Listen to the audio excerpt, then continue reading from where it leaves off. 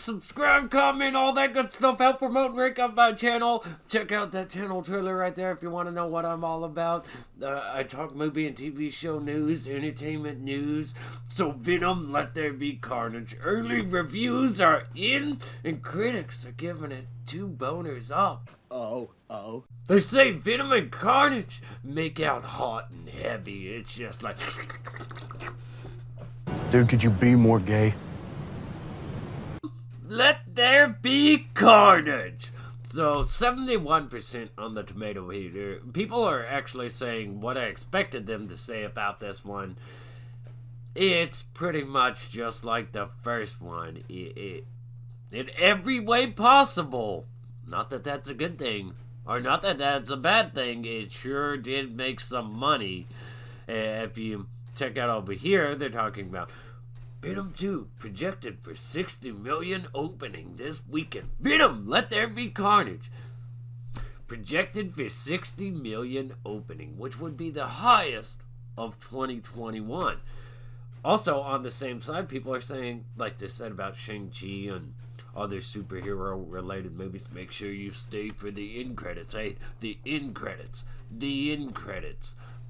In a lot of cases, people talk more about, you gotta make sure you see this movie for the end credits rather than the actual movie.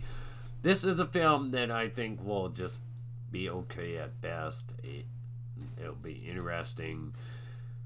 Worth the watch, maybe only once, but because let's face it, it's not like these are highly intelligent films are accurate to the source material or any of that. It's just campy, cheesy, comedic. It tries to be funny. Maybe to some people it's more funnier than it is to me, but as this is projected 60 million opening weekend, the highly anticipated sequel to 2018 brings Tom Hardy back to star as Eddie Brock. One thing I can say about this is you probably shouldn't expect any kind of social commentary, even though I've heard them virtue signaling, saying that there's going to be a closet moment or Venom coming out of the closet with Eddie.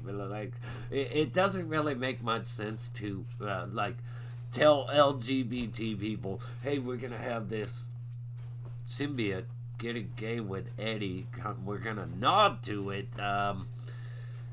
You're not doing anybody any favors, and that's just weird. This symbiote's gay for Eddie. They're attached to each other. There's a love-hate relationship there. There's a relationship there, but is it really? Is it gonna turn into a dildo and use it on Eddie? Surprise, motherfucker! Eddie couldn't exactly escape if he decided to do that, but because they're attached to each other. Venom Let There Be Carnage, Tom Hardy supposedly shines in an otherwise flat sequel. And that's a pretty consistent thing. Most people are like, this sequel isn't great. It's pretty much like what you got from the first one.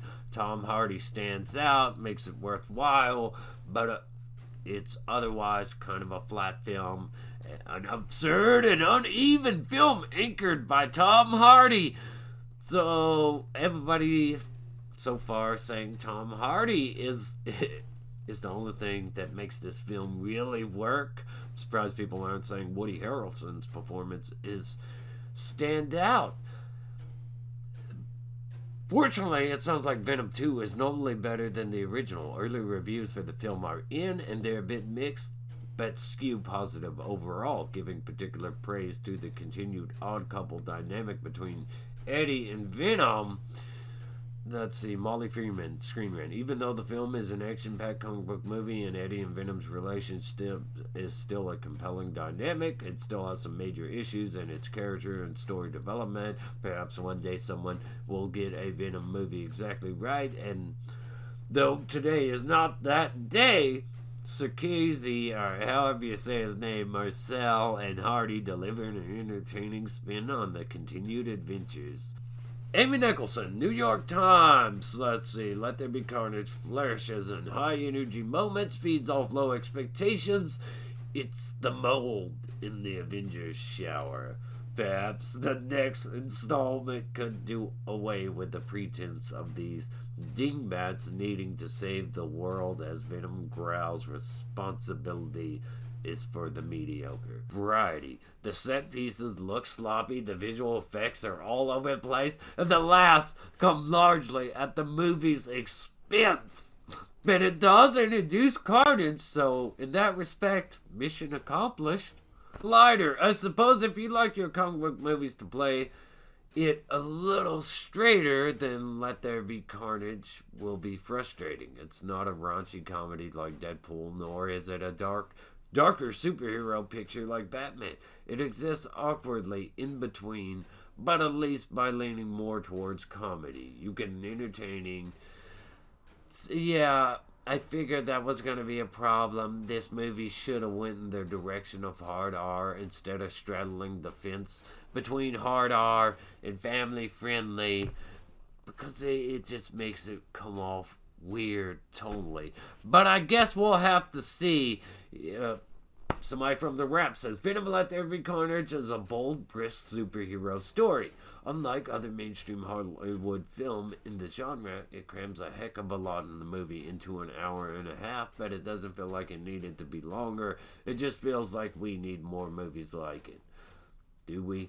So basically, this is going to be a short film. Tom Hardy is the hit in it, and everything else just kind of happens. Really worth a watch, entertaining, short, and sweet in that avenue. I'm not going to read all these other ones. I will see this movie when it comes out.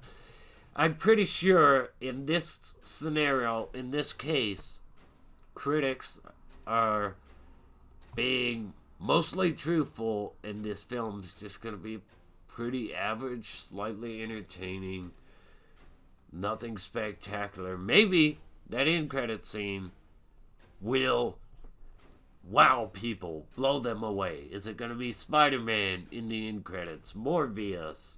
Is it going to introduce something new, someone new entirely? We'll have to wait and see. Let me know your thoughts and opinions. How much are you looking forward to this movie? Do you think they should have leaned into the hard R? Like, subscribe, stay awesome, rock on.